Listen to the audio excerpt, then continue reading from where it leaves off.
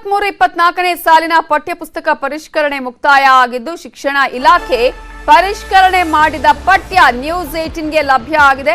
ಕನ್ನಡ ಮತ್ತು ಸಮಾಜ ವಿಜ್ಞಾನ ವಿಷಯದಲ್ಲಿ ಪಠ್ಯದ ಪ್ರತಿ ಈಗ ನ್ಯೂಸ್ 18ಗೆ ಲಭ್ಯ ಆಗಿದ್ದು ಪಠ್ಯಪುಸ್ತಕ ಪರಿಷ್ಕರಣೆ ಈಗ ಮುಕ್ತಾಯ ಆಗಿದೆ.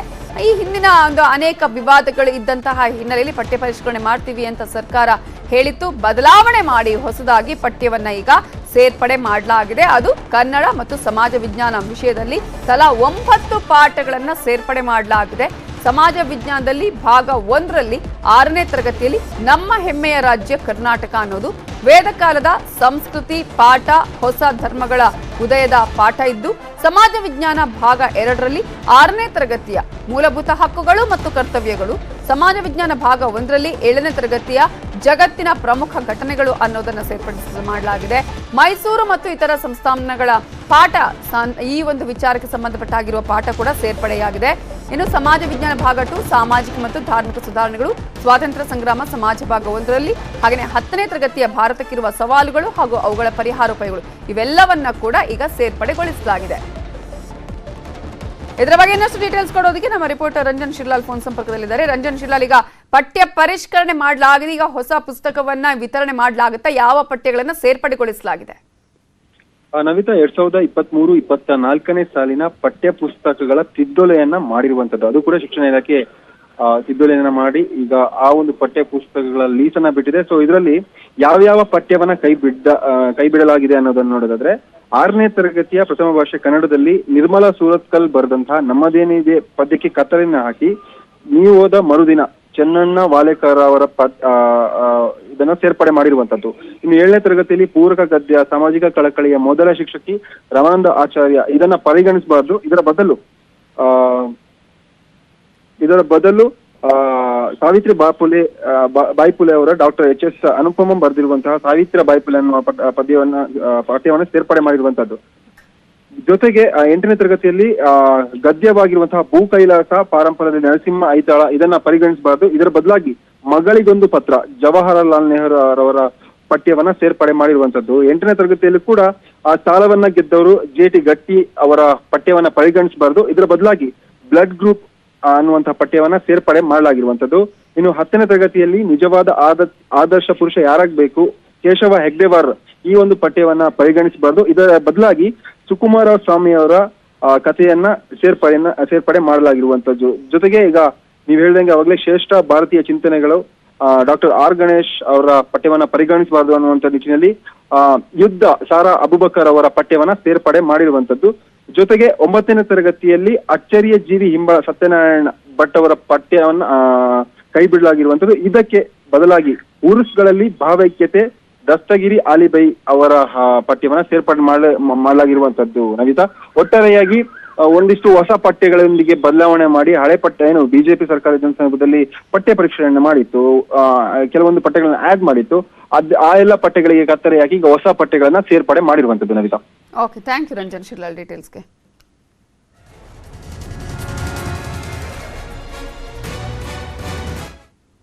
ಕಾಂಗ್ರೆಸ್ ಬಿಜೆಪಿ ನಾಯಕರ ಮಧ್ಯೆ ಪಂಚೆ ವಾರ್ ನಡೀತಾ ಇದೆ. ಪಂಚೆಯೊಳಗೆ ಸಿಲುಕಿ ಬಿಜೆಪಿ ವಿಲವಿಲ ಅಂತ ಒದ್ದಾಡ್ತಿದೆ ಅಂತ ಕಾಂಗ್ರೆಸ್ ಟ್ವೀಟ್ ಮಾಡಿತ್ತು. ಇದಕ್ಕೆ ಸಿಟಿ ರವಿ ತಿರುಗೇಟು ಕೊಟ್ಟಿದ್ರು. ಕಾಂಗ್ರೆಸ್ ಟ್ವೀಟ್ ಸಿದ್ದರಾಮಯ್ಯನವರಿಗೆ ಹೇಳಿರಬೇಕು ಅಂತ ವ್ಯಂಗ್ಯ ಮಾಡಿದ್ರು. ಇದಕ್ಕೆ ಸಚಿವ ಚೆಲುವರಾಯಸ್ವಾಮಿ ತಿರುಗೇಟು ಕೊಟ್ಟಿದ್ದು, ಮೊದಲು ಸಿಟಿ ರವಿ ಅವರು ತಮ್ಮ ಪಂಚೆಯನ್ನು ಸರಿ ಮಾಡ್ಕೊಳ್ಳಿ ಅಂತ ಟಾಂಗ್ ಕೊಟ್ಟಿದ್ದಾರೆ.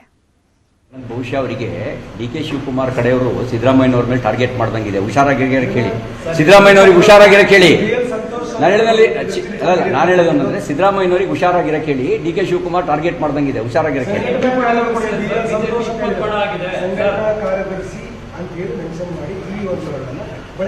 ಅವ್ರಿಗೇನಂದ್ರೆ ಅವ್ರಿಗೆ ಬಹುಶಃ ಅವ್ರು ಒಳಬೇಗುದಿಯನ್ನು ಹಿಂಗೆ ಹೊರ ಹಾಕಿರಬೇಕು. ಒಳಬೇಗುದಿ ಇರೋದು ಬೇರೆ ಇದೆ, ಒಳಬೇಗುದಿನ ಅವರು ಹಂಗೆ ಹೊರ ಹಾಕಿದ್ದಾರೆ. ಅವ್ರಿಗೇನು ಸಂಬಂಧ ರೀ? ಅಲ್ಲ, ಅವ್ರಿಗೇನು ಸಂಬಂಧ? ಅವ್ರಿಗೆ ನನಗೆ ಅವ್ರಿಗೇನು ನಮ್ಮ ಪಕ್ಷದ ವ್ಯವಹಾರದೊಳಗೆ ಅವ್ರಿಗೇನು ಸಂಬಂಧ? ಅವ್ರಿಗೇನು ಸಂಬಂಧ ಹೇಳಿ?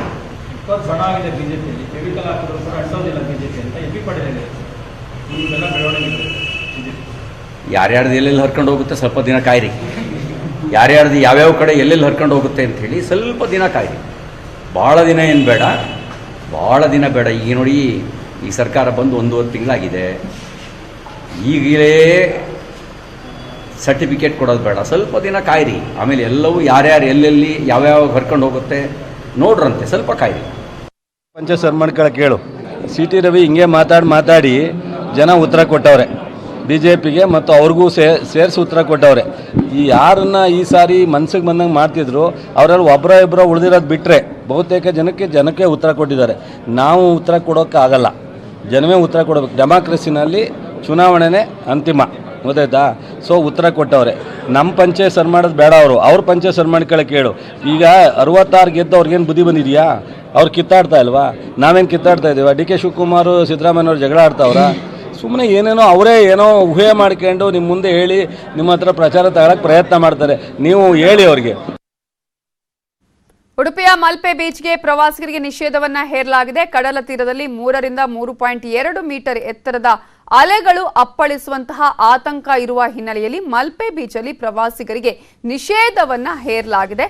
ಇದು ಪ್ರವಾಸಿಗರ ಅವರ ಸುರಕ್ಷತೆಯ ದೃಷ್ಟಿಯಿಂದ ತೆಗೆದುಕೊಂಡಂತಹ ನಿರ್ಧಾರ. ಜಿಲ್ಲಾಡಳಿತ ಪ್ರವಾಸಿಗರ ಸುರಕ್ಷತಾ ದೃಷ್ಟಿಯಿಂದ ಈ ಒಂದು ಆದೇಶವನ್ನ ಹೊರಡಿಸಿದೆ. ಮೀನುಗಾರರಿಗೂ ಕೂಡ ಕಡಲಿಗೆ ಇಳಿಯದಂತೆ ಎಚ್ಚರಿಕೆಯನ್ನ ನೀಡಿದ್ದು, ಈಗಾಗಲೇ ಉಡುಪಿ ಜಿಲ್ಲೆಯಲ್ಲಿ ಮುಂಗಾರು ಚುರುಕುಗೊಂಡಿದೆ. 3 ದಿನಗಳ ಕಾಲ ಯೆಲ್ಲೋ ಅಲರ್ಟ್ ಅನ್ನು ಕೂಡ ಜಿಲ್ಲೆಯಲ್ಲಿ ಮಾಡಲಾಗಿದೆ. ಹವಾಮಾನ ಇಲಾಖೆ ಯೆಲ್ಲೋ ಅಲರ್ಟ್ ಅನ್ನು ಆಲ್ರೆಡಿ ಘೋಷಣೆ ಮಾಡಿದೆ. ಹವಾಮಾನ ಇಲಾಖೆ ಈಗಾಗಲೇ ಯೆಲ್ಲೋ ಅಲರ್ಟ್ ಅನ್ನು ಘೋಷಣೆ ಮಾಡಿರುವಂತಹ ಹಿನ್ನೆಲೆಯಲ್ಲಿ ಮೀನುಗಾರರಿಗೂ ಕೂಡ ಯಾರು ಕಡಲಿಗೆ ಇಳಿಬಾರದು ಅನ್ನುವಂತಹ ಸೂಚನೆಯನ್ನ ನೀಡಲಾಗಿದೆ. ಜೊತೆಗೆ ಪ್ರವಾಸಿಗರಿಗೂ ಕೂಡ ನಿರ್ಬಂಧವನ್ನ ಹೇರಲಾಗಿದೆ, ನಿಷೇಧವನ್ನ ಹೇರಲಾಗಿದೆ. ಈಗಾಗಲೇ ಅಲೆಗಳ ಅಬ್ಬರ ಜಾಸ್ತಿ ಆಗ್ತಾ ಇದೆ. ಈ ಹಿನ್ನೆಲೆಯಲ್ಲಿ ಪ್ರವಾಸಿಗರಿಗೆ ನಿಷೇಧವನ್ನ ಹೇರುವುದರ ಮೂಲಕ ಇದು ಜನರ ಸುರಕ್ಷತಾ ದೃಷ್ಟಿಯಿಂದ ಜಿಲ್ಲಾಡಳಿತ ತೆಗೆದುಕೊಂಡ ಕ್ರಮ ಅಂತ ಜಿಲ್ಲಾಡಳಿತ ಈಗಾಗಲೇ ಸ್ಪಷ್ಟನೆಯನ್ನ ಕೊಟ್ಟಿದೆ.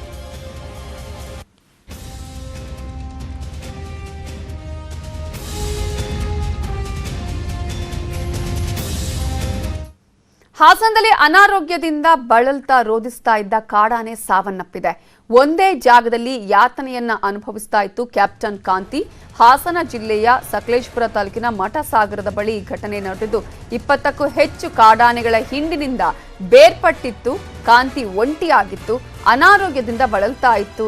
ಆದರೆ ಕಾಡಾನೆ ಕಾಂತಿ ಈಗ ಸಾವನ್ನಪ್ಪಿದೆ.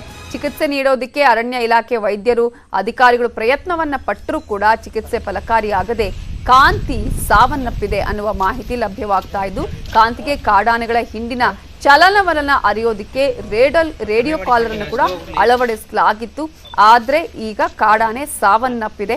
ಅಧಿಕಾರಿಗಳು ಒಂದಷ್ಟು ಅಲ್ಲಿ ಹೋಗಿ ಅದಕ್ಕೆ ಚಿಕಿತ್ಸೆಯನ್ನು ಕೊಡೋದಕ್ಕೂ ಕೂಡ ಅಲ್ಲಿನ ಅರಣ್ಯ ಅಧಿಕಾರಿಗಳು ಭಯಪಡ್ತಾ ಇದ್ರು. ಹಾಗೆಯೇ ವೈದ್ಯರನ್ನು ಕರೆಸಿ ಆ ನಂತರ ಚಿಕಿತ್ಸೆಯನ್ನು ನೀಡುವ ಪ್ರಯತ್ನ ಆಗಿದ್ದನ್ನು ಕೂಡ ನಾವು ಬೆಳಗಿನಿಂದ ಹೇಳ್ತಾ ಇದ್ವಿ. ಬಟ್ ಇದೀಗ ಕ್ಯಾಪ್ಟನ್ ಕಾಂತಿ ಸಾವನ್ನಪ್ಪಿದೆ ಅನ್ನುವ ಮಾಹಿತಿ ಲಭ್ಯ ಆಗ್ತಾ ಇದ್ದು, ಒಂದೇ ಜಾಗದಲ್ಲಿ ಕ್ಯಾಪ್ಟನ್ ಕಾಂತಿ ಯಾತನೆಯನ್ನ ಅನುಭವಿಸ್ತಾ ಇದ್ರು. ದುಡ್ಡಿನ ದಾಹಕ್ಕೆ ಜನರ ಜೀವದ ಜೊತೆ ಚೆಲ್ಲಾಟವನ್ನ ಆಡ್ತಾ ಇದ್ದಾರೆ. ತುಮಕೂರು ಜಿಲ್ಲಾಸ್ಪತ್ರೆ ಬಳಿ ಖಾಸಗಿ ಆಂಬ್ಯುಲೆನ್ಸ್ಗಳೇ ಅಬ್ಬರವನ್ನ ಮಾಡ್ತಾ ಇದೆ. ಬಾಡಿಗೆ ಆಸೆಗಾಗಿ ರೋಗಿಗಳ ಸಂಬಂಧಿಕರಲ್ಲಿ ಆತಂಕವನ್ನ ಸೃಷ್ಟಿ ಮಾಡ್ತಾ ಇದ್ದಾರೆ. ಆಂಬ್ಯುಲೆನ್ಸ್ಗಳು ಇಲ್ಲಿ ಅಬ್ಬರಿಸ್ತಾ ಇವೆ. ಖಾಸಗಿ ಆಂಬ್ಯುಲೆನ್ಸ್ಗಳೇ ಅಬ್ಬರಿಸ್ತಾ ಇದ್ದು ತುಮಕೂರು ಜಿಲ್ಲಾಸ್ಪತ್ರೆ ಬಳಿ ಅನ್ನುವಂತಹ ಒಂದಷ್ಟು ಮಾಹಿತಿ ಲಭ್ಯ ಆಗ್ತಾ ಇದ್ದು, ಜಿಲ್ಲಾಸ್ಪತ್ರೆ ಸರಿ ಇಲ್ಲ, ಬೆಂಗಳೂರಿಗೆ ಹೋಗ್ಬಿಡಿ ಅಂತ ಆಂಬ್ಯುಲೆನ್ಸ್ನ ಚಾಲಕರೇ ಅಲ್ಲಿ ಭಯ ಹುಟ್ಟಿಸ್ತಾರಂತೆ. ಖಾಸಗಿ ಆಂಬ್ಯುಲೆನ್ಸ್ನ ಚಾಲಕರು ಬೆಂಗಳೂರಿಗೆ ಕರೆದೊಯ್ಯುವ ನೆಪದಲ್ಲಿ ಸಂಬಂಧಿಕರಿಂದ ವಸೂಲಿಯನ್ನು ಮಾಡ್ತಾರೆ ಅನ್ನುವಂತಹ ಆರೋಪ ಕೇಳಿ ಬಂದಿದೆ. ಬೆಂಗಳೂರಿನ ಖಾಸಗಿ ಆಸ್ಪತ್ರೆಗಳಿಗೆ ಸಾಗಿಸಿ ಅಲ್ಲಿ ಕಮಿಷನ್ ಅನ್ನ ಪಡಿತಾ ಇದ್ದಾರೆ. ಕಮಿಷನ್ ಪಡೆಯುವ ದಂಧೆ ಜೋರಾಗಿ ನಡೀತಾ ಇದೆಯಂತೆ. 108 ಆಂಬ್ಯುಲೆನ್ಸ್ ಇದ್ರೂ ಕೂಡ ಬರಲ್ಲ. ಖಾಸಗಿ ಆಂಬ್ಯುಲೆನ್ಸ್ ಅನ್ನೇ ಇವರು ಅವಲಂಬನೆ ಮಾಡೋದು ಅಲ್ಲಿ ಅನಿವಾರ್ಯ ಆಗುತ್ತೆ. ರೋಗಿಗಳ ಸಂಬಂಧಿಕರು ತುರ್ತು ನಿಗಾ ಘಟಕದ ಬಳಿಯೇ ಖಾಸಗಿ ಆಂಬ್ಯುಲೆನ್ಸ್ ಡ್ರೈವರ್ಸ್ ಕಾಯ್ತಾನೆ ಇರ್ತಾರಂತೆ. ಒಮ್ಮೊಮ್ಮೆ ಗೇಟ್ನಿಂದಲೇ 108 ಹಿಂಬದಿಯಿಂದಲೇ ಜೋತ್ ಬೀಳ್ತಾರಂತಾನೆ. ಪ್ರತಿದಿನ ರಾತ್ರಿ 10 ಗಂಟೆಯ ನಂತರ ಇವರ ದಂಧೆ ಶುರುವಾಗುತ್ತಂತೆ. ಖಾಸಗಿ ಚಾಲಕರು ಈ ಪೇಷಂಟ್ ಕಡೆಯವ್ರನ್ನ ಎದುರಿಸುವಂಥದ್ದು. ಈಗ ಸಪೋಸ್ ಬೆಂಗಳೂರಿಗೆ ಹೋಗ್ಬೇಕು ಅಂದಾಗ ನಿಮಸ್ಗೆ ಹೋಗ್ಬೇಕು ಅಂತ ಬರ್ದಿದ್ದಾರೆ. ಅಲ್ಲಿ ಹೋಗ್ಬೇಕಾದ್ರೆ ಏನ್ ಮಾಡ್ತೀವಿ, ಇವ್ರು ಪೇಷಂಟ್ಗಳನ್ನ ಗೇಟಲ್ಲೇ ಜಿಲ್ಲಾ ಆಸ್ಪತ್ರೆ ಗೇಟ್ ದಾಟಿದ ತಕ್ಷಣ ಇವರು ಒಂದು ಆತಂಕ ಸೃಷ್ಟಿ, ಅಲ್ಲಿ ಸರಿಯಾಗಿ ಟ್ರೀಟ್ಮೆಂಟ್ ಮಾಡಲ್ಲ, ನೈಟ್ ಹೊತ್ತು ಡಾಕ್ಟರ್ಗಳು ಇರೋದಿಲ್ಲ, ಇಲ್ಲಿ ಹಿಂಗಿದೆ ಹಂಗಿದೆ ಅಂತ ಬಿಟ್ಟು ನಾವು ಬನ್ನಿ ನಾವು ಕರ್ಕೊಂಡು ಹೋಗ್ತೀವಿ, ಅಲ್ಲಿ ಪೇಷಂಟ್ ಅಲ್ಲಿ ಚೆನ್ನಾಗಿ ನಡೀತಾ ಇದ್ದಾವೆ ಅಂತ ಕರ್ಕೊಂಡು ಹೋಗ್ತಾರೆ. ಅಲ್ಲಿ ಏನ್ ಮಾಡ್ತಾರೆ, ಅಲ್ಲಿ ಖಾಸಗಿ ಆಸ್ಪತ್ರೆ ಅಲ್ಲೂ ಒಂದು ದಂಧೆ. ಯಾಕಂದ್ರೆ ಇವ್ರಿಗೆಲ್ಲ ಲಿಂಕ್ ಇರೋದೇ ವೈದ್ಯರು. ನಾವು ವೈದ್ಯರನ್ನ ಭಗವಂತ ಅಂತ ಎರಡನೇ ಭಗವಂತ ಹೇಳ್ತೀವಿ. ಆದ್ರೆ ನಮ್ಮ ಪ್ರಕಾರ ಇವ್ರು ಭಗವಂತ ಅಲ್ಲ, ಇವರು ಈ ಪ್ರಾಣ ಇಳುವ ಏನು ಅಂತ ನಮ್ಮ ರಾಕ್ಷಸರು ಅಂತ ಹೇಳ್ಬಿಟ್ಟು ಇವ್ರಿಗೆ ಒಂಥರ ಖಾಸಗಿ ಚಾಲಕರಿಗೆ ಯಾವ ಥರ ಒಂದು ಪ್ಯಾಕೇಜ್ ಮಾಡಿದ್ದಾರೆ ಅಂದರೆ, ಖಾಸಗಿ ನಮ್ಮ ಬೆಂಗಳೂರಿನ 2 ಲಕ್ಷ 3 ಲಕ್ಷ ಹಂಗೆ ಅಂದರೆ ಒಂದೊಂದು ಅವ್ರಿಗೆ ಒಂದು ಏನು ಕಮಿಷನ್ನು. ಈಗ 1 ಲಕ್ಷ ಆದರೆ ಸಪೋಸ್ 25-30 ಸಾವಿರ, 2 ಲಕ್ಷ ಆದರೆ ಒಂದು 50-60 ಸಾವಿರ, 3 ಲಕ್ಷ ಆದರೆ ಸಪೋಸ ಈಗ ಬಿಲ್ ಯಾವ ಥರ ಆಗುತ್ತೆ ಅದ್ರ ಮೇಲೆ ಅವನ ಆಂಬುಲೆನ್ಸ್ ನಂಬರು, ಅವ್ನ ಡ್ರೈವರು ಎಲ್ಲ ಅವನೇನು ಪಿನ್ ಟು ಪಿನ್ ಅವ್ರನ್ನ ಮಾಹಿತಿ ಇರುತ್ತೆ. ಯಾಕಂದರೆ ಅವನಿಗೆ ಕರ್ಕೊಂಡು ಹೋಗಿ ಅಭ್ಯಾಸ ಇರುತ್ತಲ್ಲ.